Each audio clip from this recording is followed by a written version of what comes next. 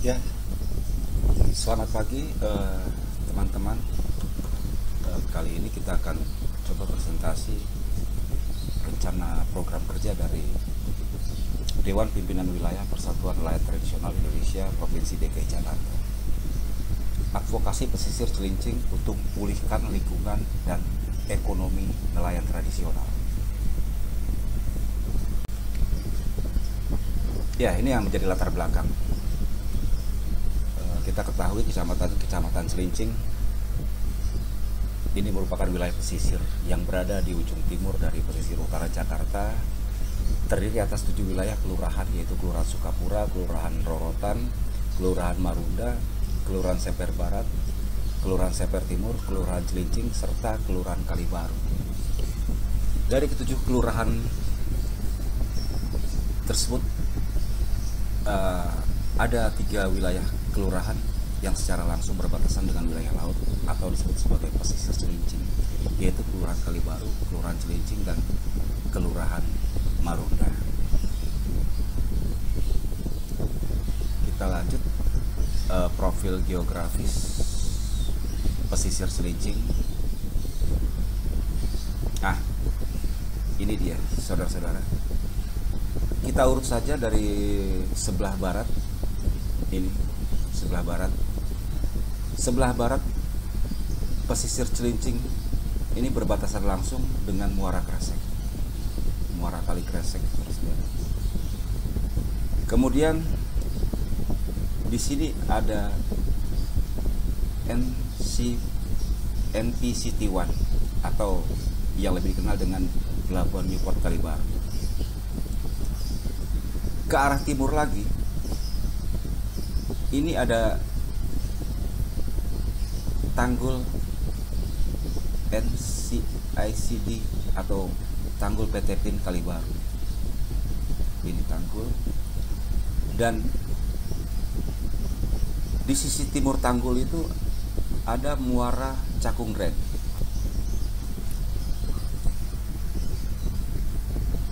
Setelah Muara Cakung Dren itu ada celah, ini perairan dangkal, ya, perairan darat di belakang PT Global Terminal Marunda.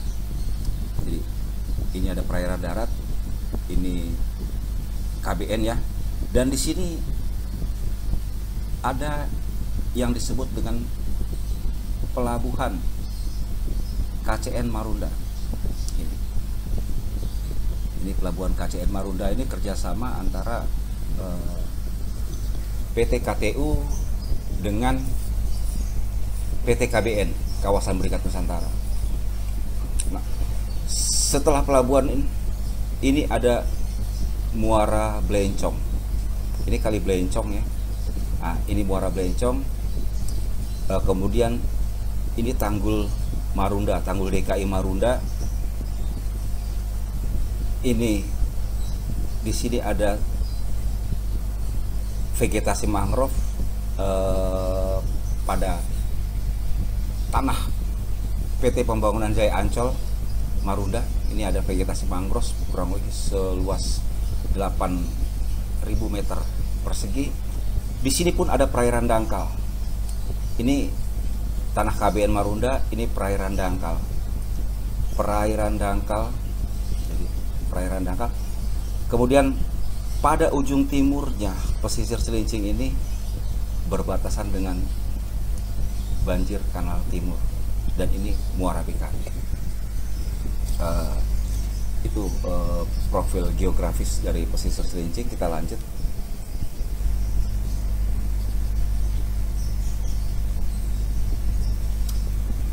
Kemudian profil zonasi pesisir Cilincing. Ini profil zonasi, profil zonasi atau profil zonasi utama pesisir Cilincing. Kalau kita lihat profil zonasinya ya, ini abu-abu, L1 subzona industri dan pergudangan. Jadi, ya.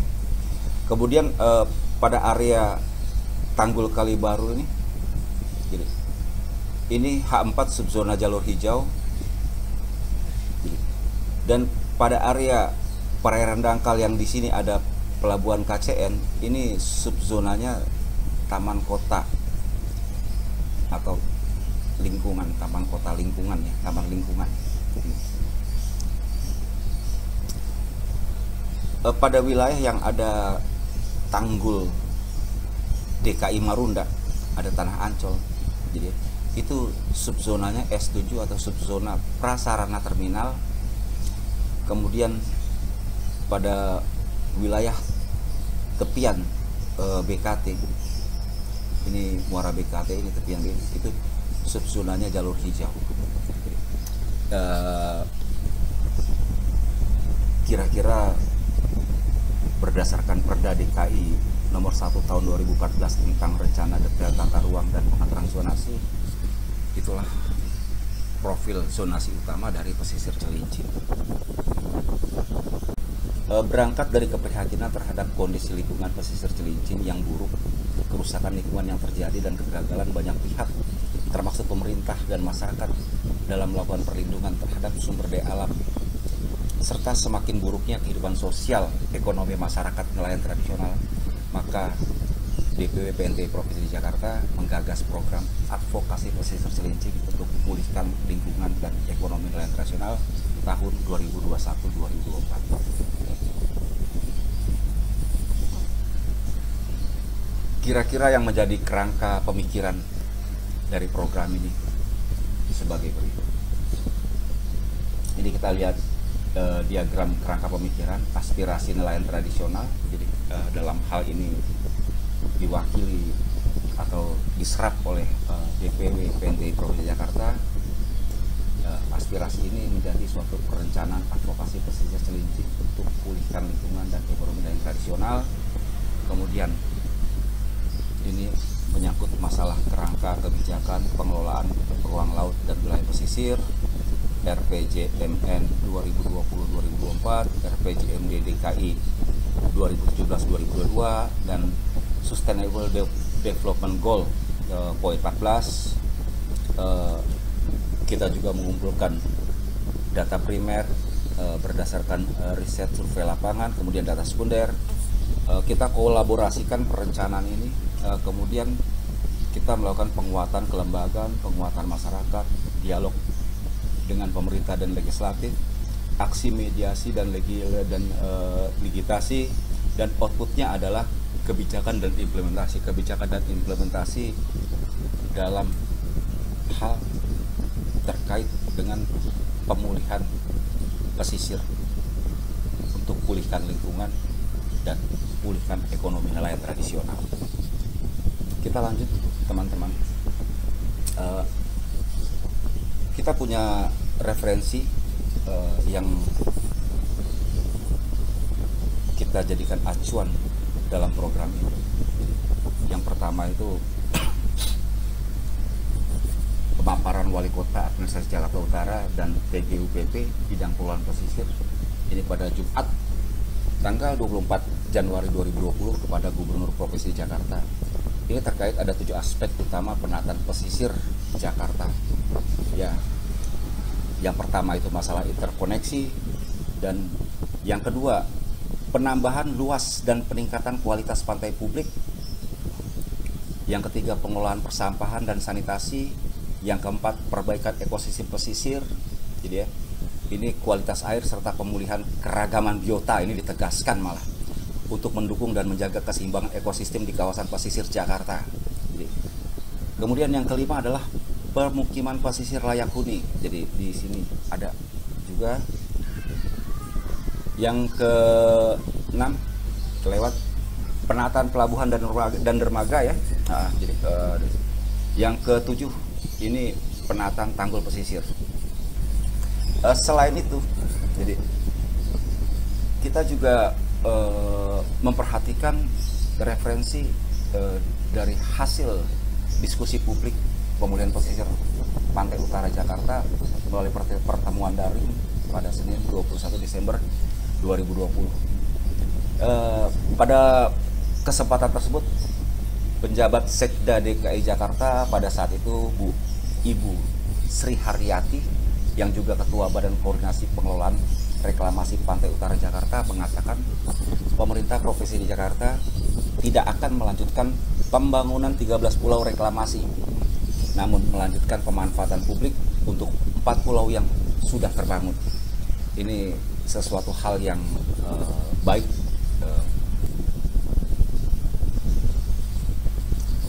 Kemudian ada hal juga yang menarik dari apa yang disampaikan oleh Bapak Nasruddin Djoko Surjono, yaitu Kepala Bapeda Provinsi DKI Jakarta. Jadi di sini beliau mencontohkan masalah bagaimana sih pemanfaatan pantai publik, pantai hasil reklamasi. Itu yang pertama yang dia katakan. Dan kemudian juga di sini dia menyampaikan bahwa pemerintah Provinsi Jakarta akan berencana melakukan pembangunan pantai publik di kawasan mangrove Kamal Muara sebagai salah satu bentuk penataan pesisir Jakarta yang berlandaskan pemulihan kawasan serta pembangunan infrastruktur yang memperhatikan aspek keadilan sosial dan lingkungan hidup. Ini yang perlu kita catat. Jadi yang perlu kita catat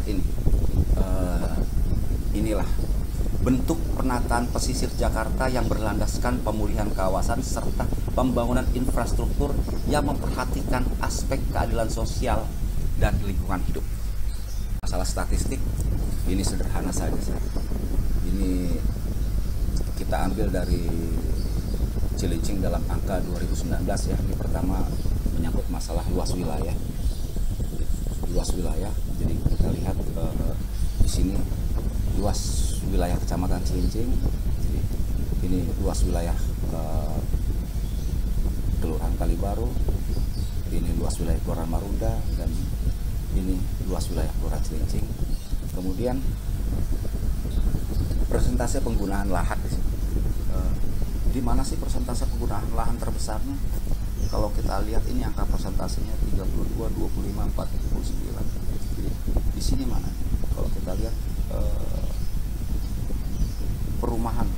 Jadi perumahan itu terbesar 32,51%, dan industri, kantor serta pergudangan itu 25, itu yang paling besar ya. Terus kalau misalnya kita lihat untuk taman atau garden, jadi pada data ini masih nol ya persentase penggunaan lahan. Sebagai penjelasan dari persentase penggunaan lahan di wilayah Kecamatan Cilincing, ini diolah dari tahun 2011, diupdate, dan ini masih dipakai pada data Cilincing dalam angka 2019. Kemudian jumlah penduduk ini bisa kita lihat ya, jumlah penduduk di Kecamatan Cilincing proyeksi hasil sensus 2010, 2018, dan 2019. Berapa sih jumlah penduduk di wilayah Kecamatan Cilincing? Jadi proyeksi pada tahun 2019 itu sekitar 208.899. Kemudian teman-teman sekalian, di sini juga menampilkan data statistik tentang keberadaan fasilitas rekreasi dan kesenian di wilayah Kecamatan Cilincing. Ini kalau kita lihat di Sukapura ya, di Rorotan, ini kan ada gedung bioskop, pentas kesenian, taman terbuka, dan diskotik. Di sini ada taman terbuka satu, Sukapura juga ada taman terbuka satu, Marunda gedung bioskop kosong, pentas kesenian kosong. Di sini ada taman terbuka satu, diskotik kosong. Cilincing kita masuk, di sini gedung bioskop kosong, jadi terus pentas kesenian kosong, taman terbuka satu, dan diskotik ada 15 di Cilincing. Kemudian Semper Timur ya, di sini taman terbuka ya satu. Kemudian Semper Barat ada 3 taman terbuka, jadi yang lainnya kosong. Kemudian Kalibaru ada 1 taman terbuka. Itulah data statistik, di beberapa data statistik wilayah Kecamatan Cilincing. Jadi kita berlanjut pada ringkasan permasalahan.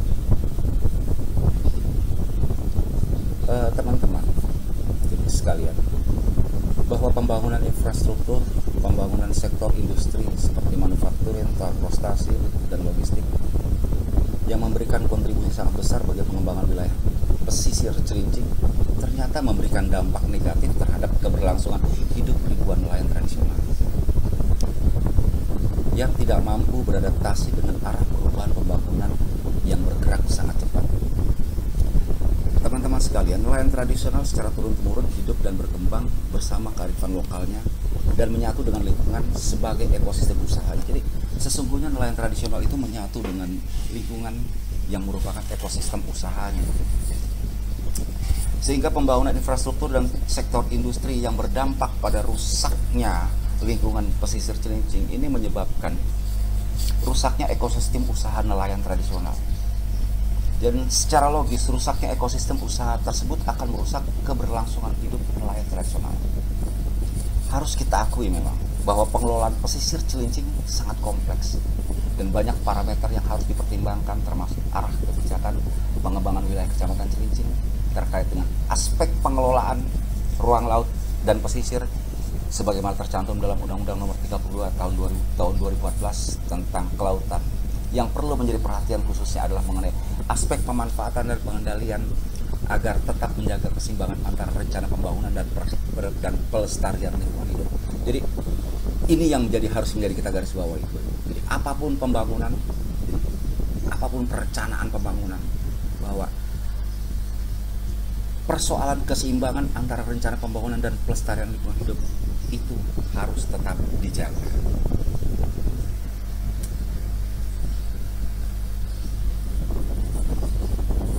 Jadi oleh karena itu, pengelolaan pesisir Cilincing dalam konteks pembangunan adalah mengintegrasikan pembangunan infrastruktur dan sektor industri dengan upaya menjaga ekosistem dan ekonomi masyarakat pesisir khususnya nelayan tradisional. Jadi suka nggak suka kita mesti garis bawah itu.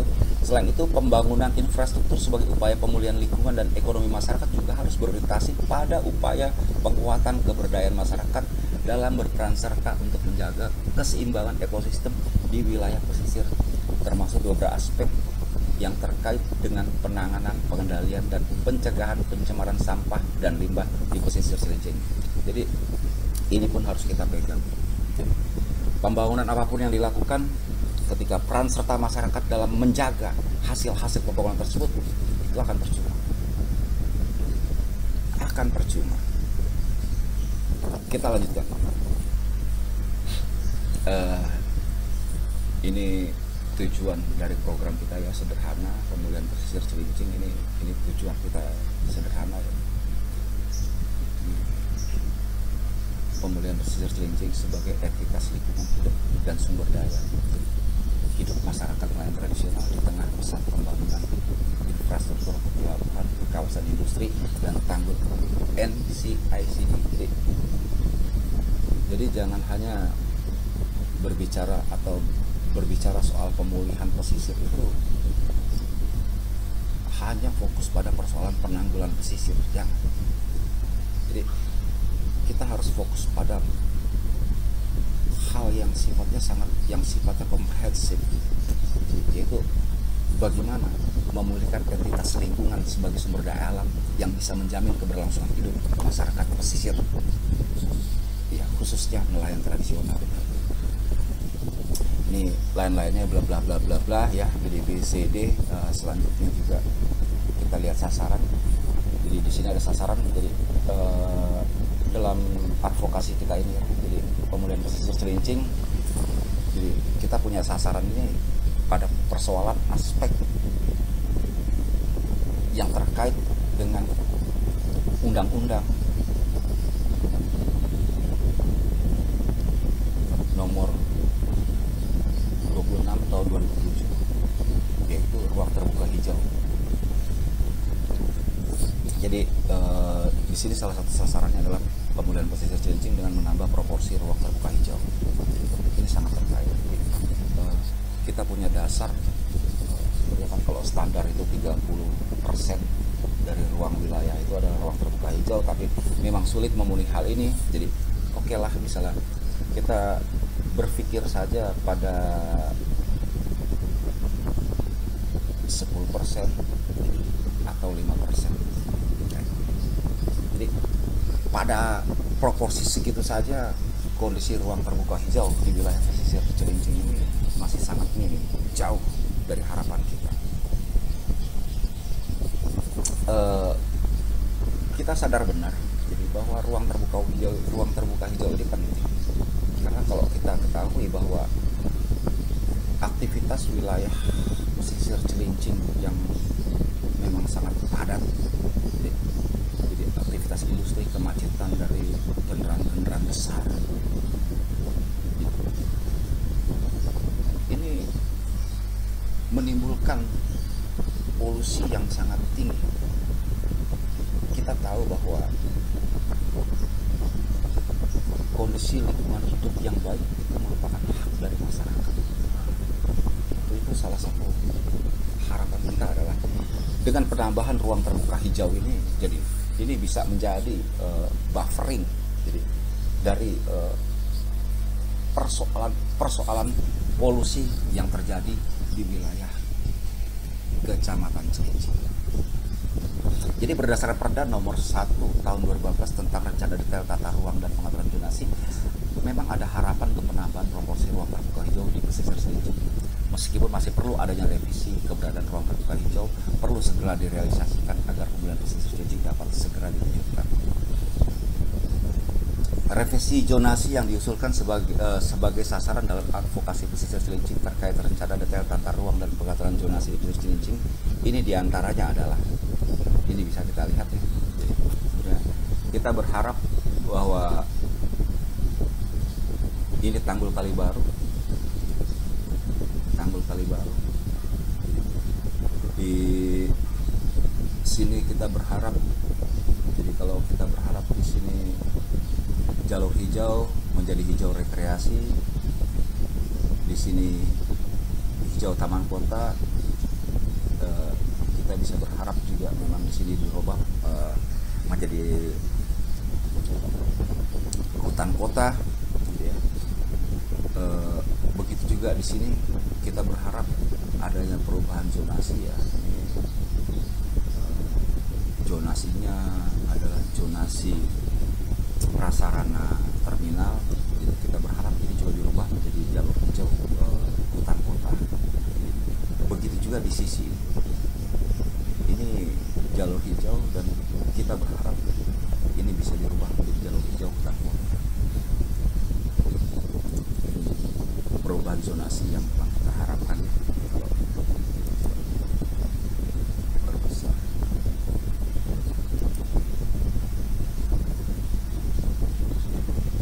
H4 subzona jalur hijau,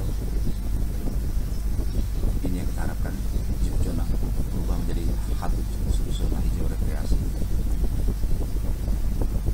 Dan di sini H2 subzona taman kota dan lingkungan, kita berharap bisa berubah menjadi H1 zona hutan kota.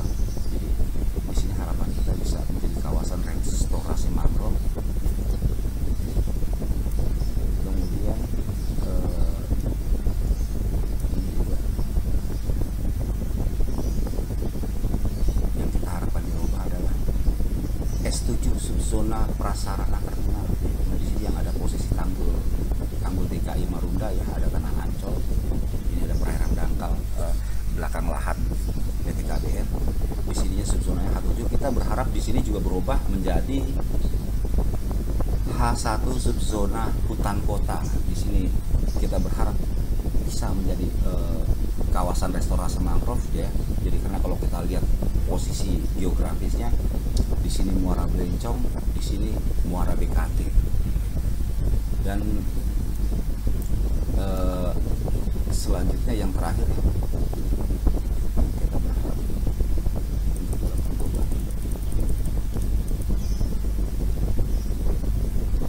nah ini yang lahan di tepian BKT, ini H4 atau subzona jalur hijau, dan di sini kita berharap dapat dirubah jadi menjadi H1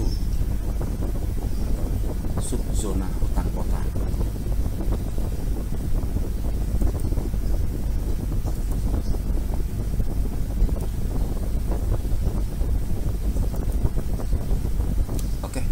Kita lanjutkan teman-teman presentasi kita ini. Ini selanjutnya target prioritas pemulihan lingkungan. Jadi dari advokasi ini kita ada punya target prioritas. Jadi apa sih target prioritas pemulihan lingkungan? Jadi dari advokasi pesisir Cilincing ini.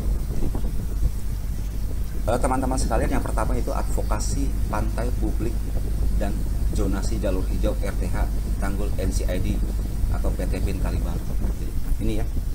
Jadi kita ini desain tanggul, ini laut,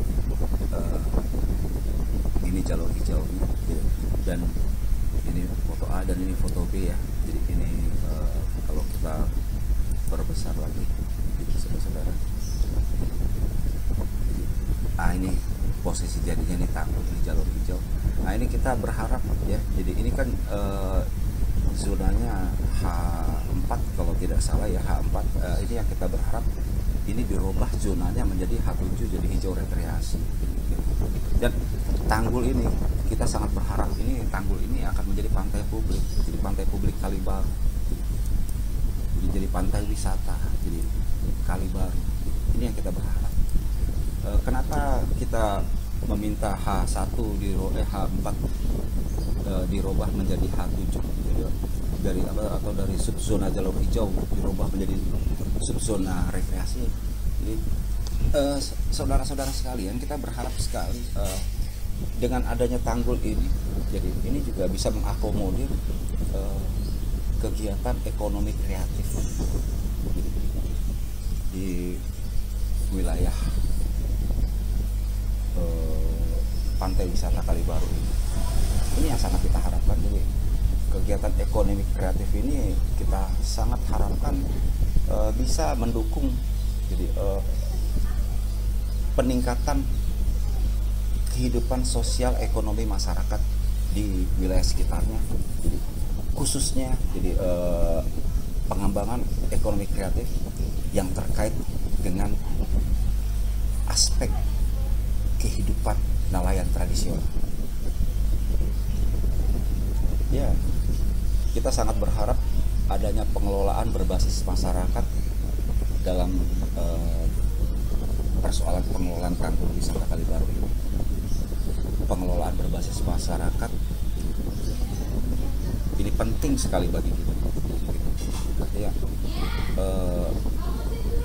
biar masyarakat punya rasa tanggung jawab dalam hal ini, dan sekaligus juga memang ini adalah penguatan masyarakat, penguatan peran serta masyarakat dalam pembangunan. Jangan sampai ketika tanggul ini jadi, pantai ini jadi justru menimbulkan konflik-konflik horizontal di masyarakat, klaim-klaim wilayah atau pengkapling-kaplingan. Jadi inilah yang memang kita perlukan, adanya suatu pengelolaan yang pasti, yang melibatkan peran serta masyarakat dalam suatu lembaga pengelolaan, jadi yang melibatkan peran serta masyarakat. Ini penting sekali.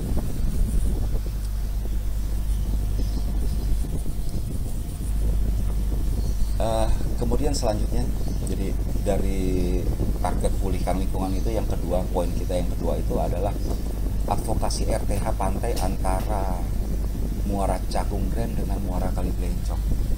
Jadi ini kalau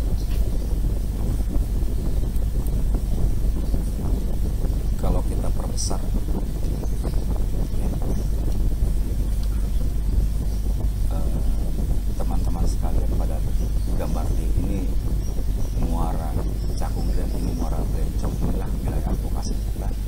Nah, jadi kalau kita lihat dari ini foto udara, di wilayah advokasi kita ini udah ada yang namanya Pelabuhan Karya Citra Nusantara, Pelabuhan Karya Citra Nusantara, dan ini foto satelitnya.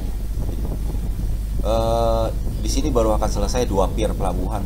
Ya, jadi mereka kalau berdasarkan master plan-nya ini mereka rencana akan membangun 3 pier pelabuhan, dan kita sangat berharap jadi PT Pelabuhan Karya Citra Nusantara ini hanya membangun 2 pier pelabuhan, sehingga sisa lahan yang di sini ini bisa dijadikan kawasan restorasi mangrove.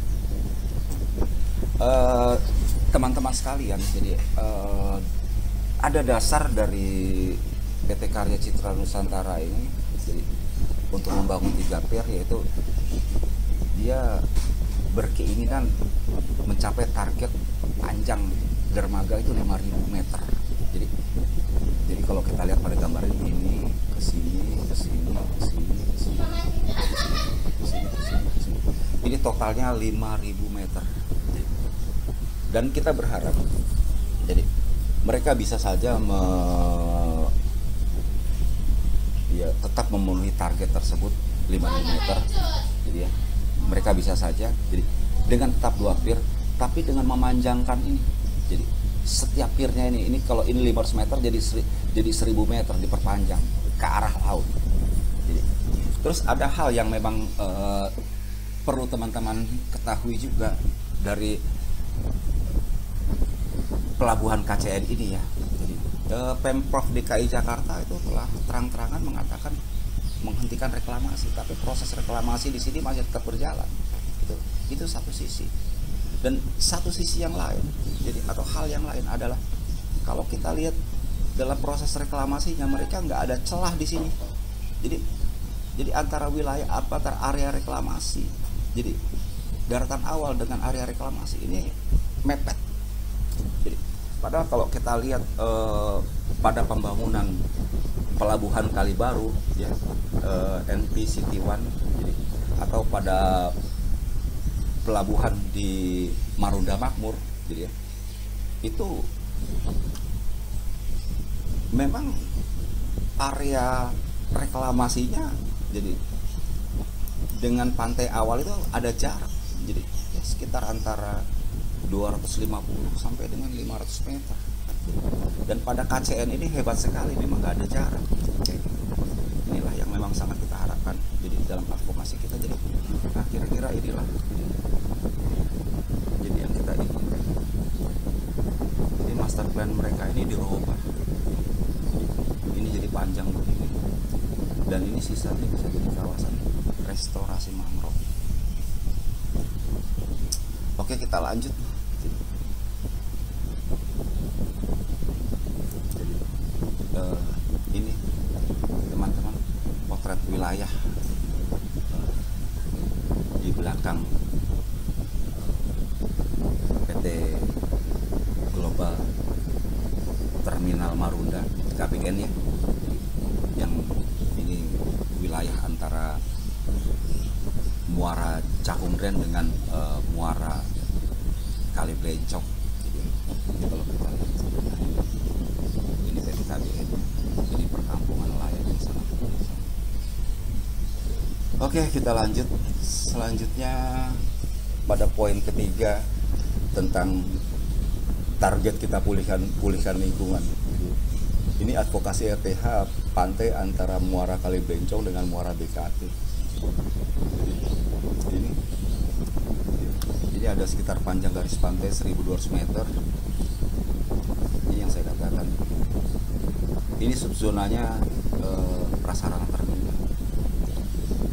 Ini kalau kita lihat,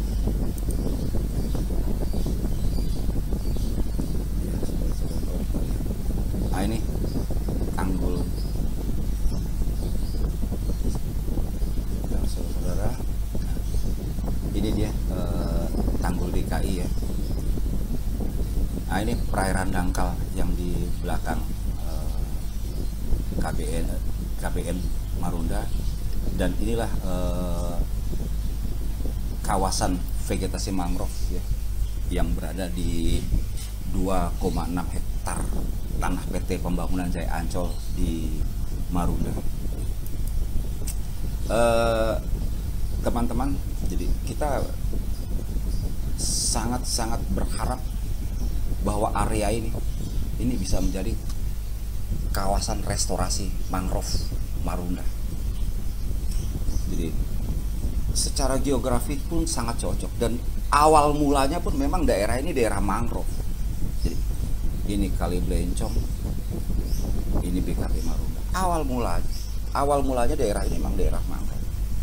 Tapi karena ya pembangunan menghendaki lain, jadi dan kawasan-kawasan mangrove ini akhirnya dikorbankan, terjadilah berbagai peristiwa lingkungan hidup termasuk abrasi yang pada akhirnya sangat-sangat merugikan nelayan tradisional.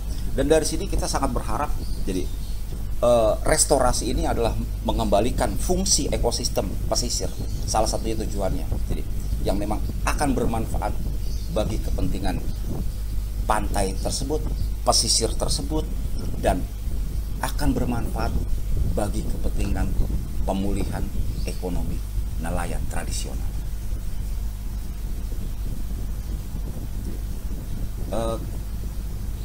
Ya tadi udah kita sebutkan ya, zonasi di tanah tersebut berdasarkan Perda Provinsi DKI Jakarta nomor 1 tahun 2014 ya, tentang rencana detail tata ruang dan pengaturan zonasi. Itu S7 atau subzona prasarana terminal ini yang kita harapkan bisa menjadi subzona hutan kota, jadi yang sangat kita harapkan bisa menjadi kawasan restorasi mangrove. Dan teman-teman sekalian ya, jadi walaupun memang ada perencanaan pembangunan di wilayah tersebut, jadi sebenarnya nggak bertentangan kalau memang kita kepingin ini dijadikan kawasan kawasan restorasi mangrove. Kalau kita saja tetap menerapkan dan konsisten menerapkan jarak antara lahan reklamasi dengan pantai awal itu 200 sampai 500 meter, jadi, itu nggak ada persoalan. Jadi, tetap oke lah. Bangun terminal, bangun pelabuhan, tapi jadi di antara celahnya antara bibir pantai dengan tanah reklamasi tersebut, inilah yang menjadi area kawasan reklamasi pantai. Maksud saya kawasan restorasi mangrove di pantai. Oke, saya lanjutkan.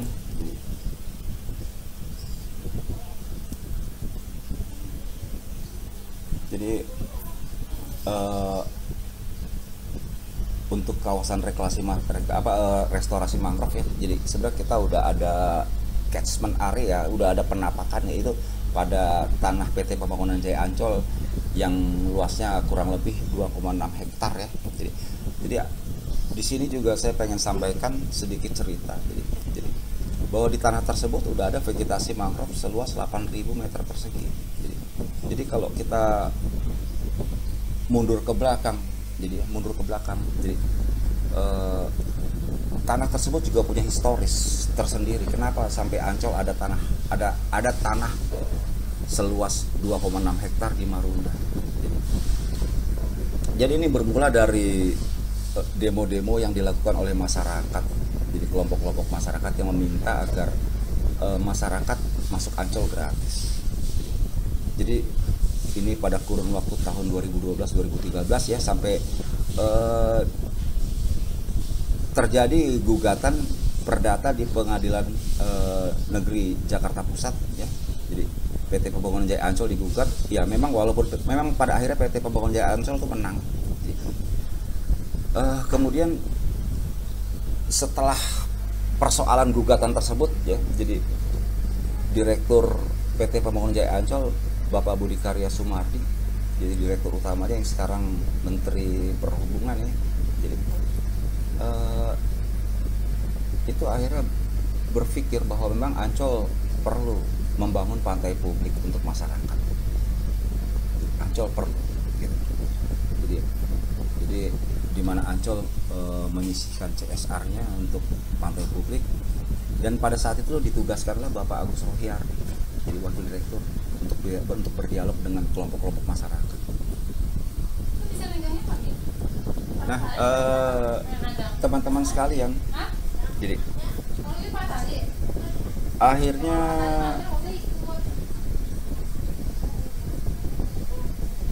Pak Agus Rohiardi menyampaikan dalam dialog tersebut, menyampaikan keinginan PT Pembangunan Jaya Ancol untuk membangun pantai publik, jadi ya, mencari lahan, dan salah satunya beliau juga berbicara dengan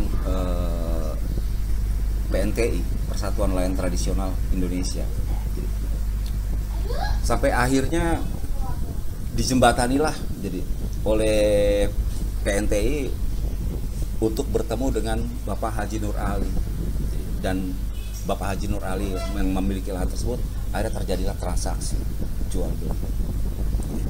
Itu ya antara sekitar bulan Juli sampai dengan September tahun 2013. Jadi transaksi jual beli lahan seluas 26.957 meter persegi. Jadi inilah lahan yang disediakan oleh PT Pembangunan Jaya Ancol untuk menjadi pantai publik di Marunda. Tapi faktanya, jadi sejak 8 tahun pembelian lahan tersebut sampai sekarang kita lihat ya kondisi lahannya ini. Ini sebenarnya kan kalau kita menginginkan ya jadi lahan tersebut jadi kawasan restorasi mangrove, ini cukup lumayan. Ini kita bisa mendapatkan kawasan restorasi mangrove ini sekitar 8 hektaran. Tapi kalau kita lihat, nah inilah dia lahan PT Pembangunan Jaya Ancol. Jadi,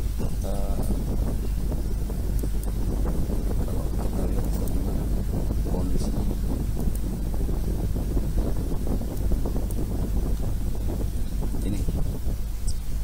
ini empang, ini lahan PT Pembangunan Jaya Ancol saat ini. Ini sampah semua,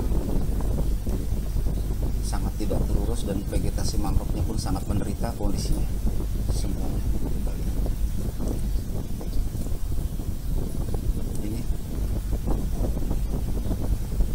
Inilah yang sangat menyedihkan bagi kita.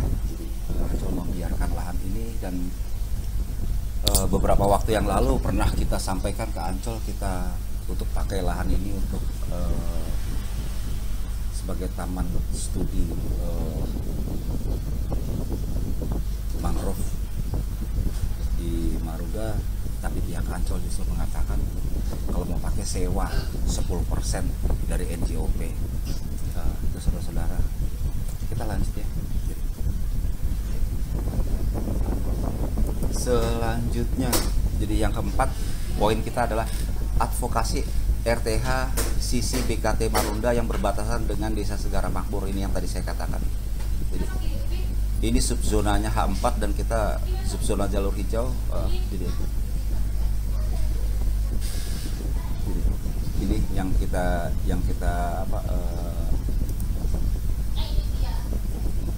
harapkan di sini dari subzona jalur hijau ini kita berharap bisa dirubah menjadi subzona hutan kota. Penting sekali hutan kota di wilayah perbatasan pesisir, di perbatasan ini penting sekali. Jadi sebagai daerah penyangga, jadi yang seperti tadi saya katakan, jadi tingginya tingkat polusi udara akibat aktivitas industri. Jadi memang wilayah pesisir Cilincing ini membutuhkan memang wilayah-wilayah penyangga, jadi penetral dari polusi-polusi tersebut. Kalau di sini membentak hutan kota, jadi ini sangat strategis sekali. Jadi baik secara ekologi maupun secara ekonomi bagi masyarakat.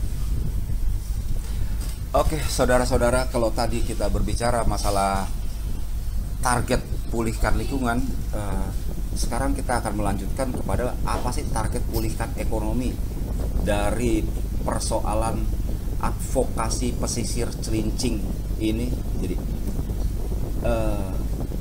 ini saudara-saudara, target prioritas untuk pulihkan ekonomi. Jadi ini pulihkan ekonomi nelayan tradisional ya.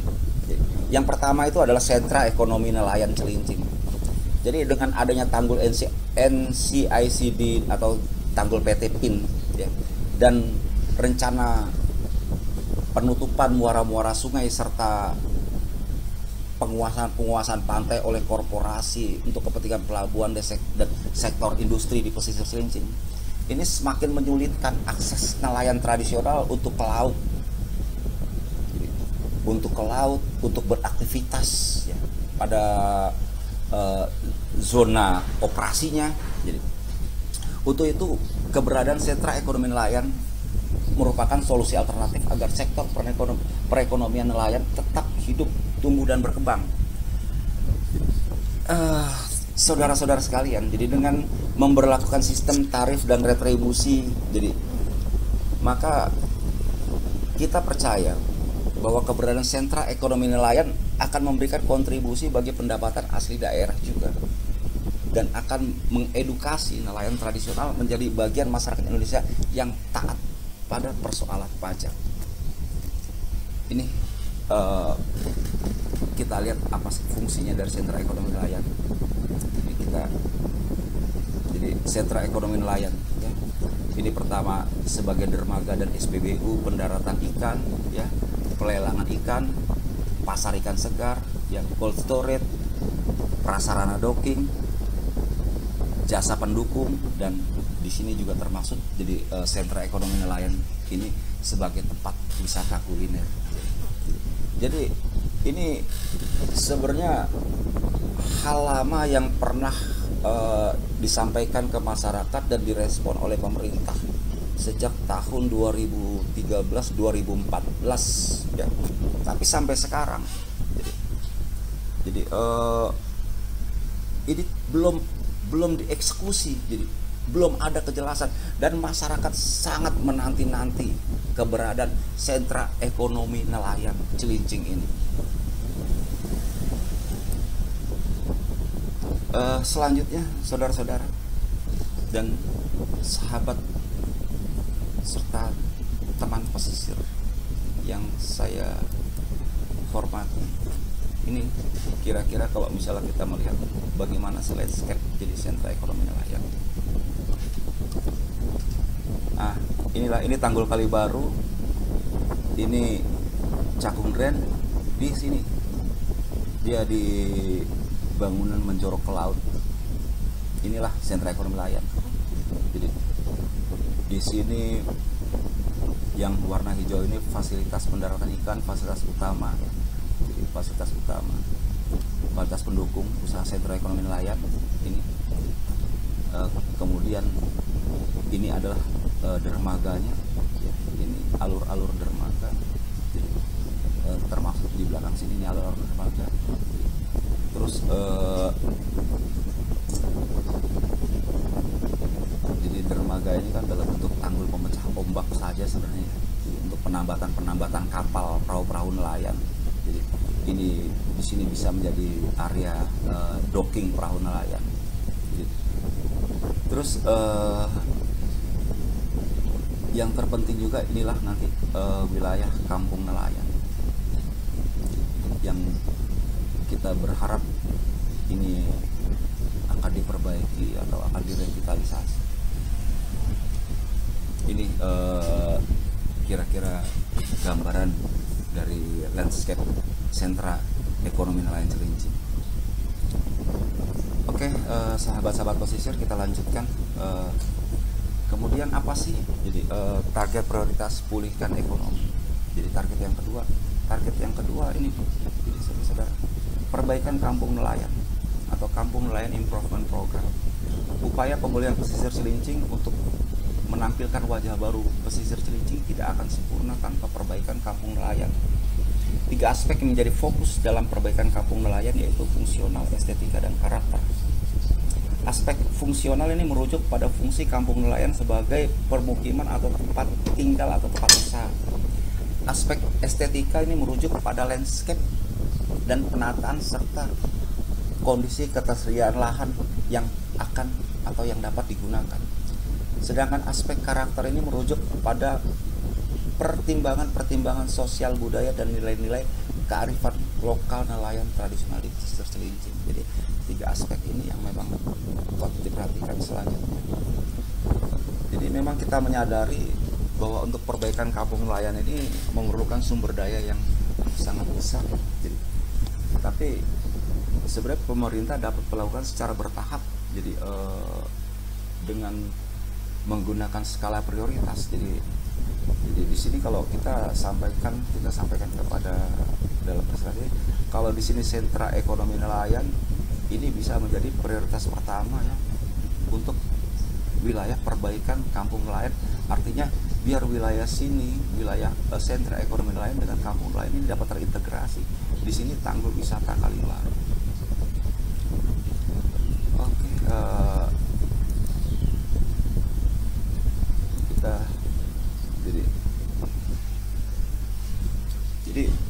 di sini yang kita sampaikan tadi. Jadi pemerintah Provinsi Jakarta melakukan perbaikan kampung nelayan dengan prioritas. Jadi ya dengan prioritas. Jadi sebagai beri. Jadi ada pakai skala prioritas. Yang pertama, perkampungan nelayan yang berdekatan dengan sentra ekonomi nelayan ini diprioritaskan. Perkampungan nelayan yang berada di wilayah bibir pantai. Jadi perkampungan nelayan yang berada di bantaran kali. Hal-hal inilah yang memang harus diprioritaskan gitu, untuk menjadi area perbaikan.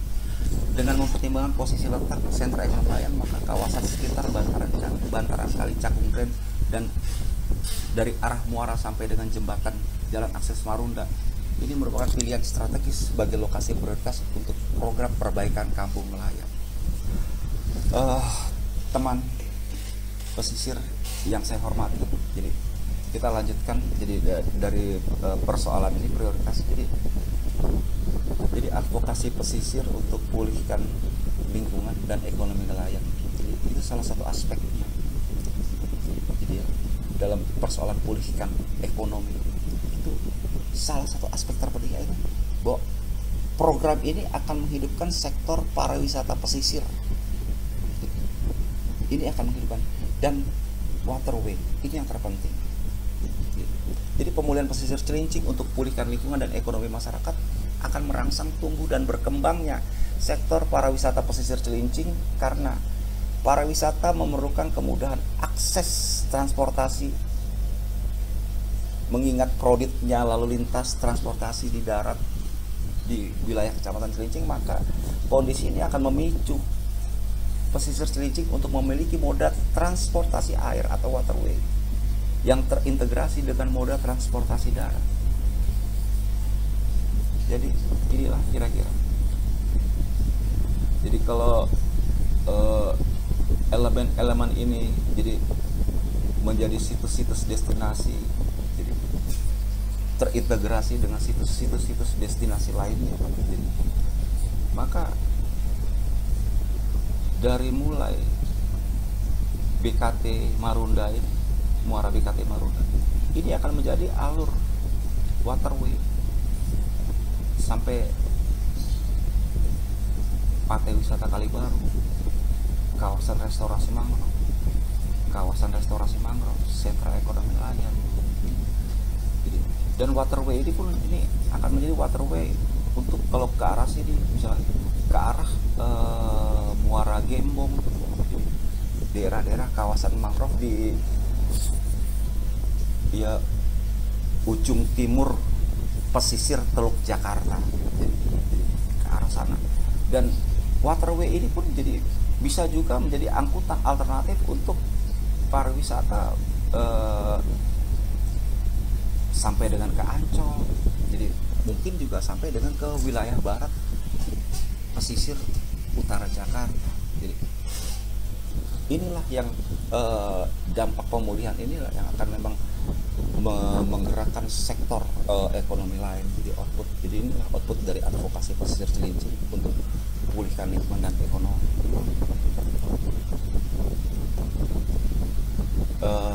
Ini tahapan dan strategi ini standar ya, jadi nggak perlu kita bicarakan secara rinci. Jadi ini standar lah, jadi kayak apa sih tahapan dan strategi dari advokasi, udah pada tahu semua lah teman-teman semua itu. Nah, kemudian ini bagian akhir dari kita. Jadi kita berharap semoga selama kurun waktu 2021-2024 jadi kerja advokasi pesisir Cilincing dari ini kerja kolaboratif ya, Dewan Pimpinan Wilayah PNTI Provinsi DKI Jakarta, kita sangat berharap akan membuahkan hasil baik berupa komitmen, kebijakan ataupun realisasi dari upaya pemulihan lingkungan dan ekonomi masyarakat nelayan tradisional dengan poin-poin sebagai berikut. Jadi pantai publik, jadi ini pantai publik yang tadi kita sampaikan di wilayah Kalibaru, di pantai wisata Kalibaru. Kemudian kita mempunyai 10 sampai 16 hektar lahan restorasi ekosistem mangrove di pesisir Cilincing. walaupun sangat minimal, ini sangat bermanfaat. Jadi ke depan, jadi bagi kehidupan nelayan tradisional.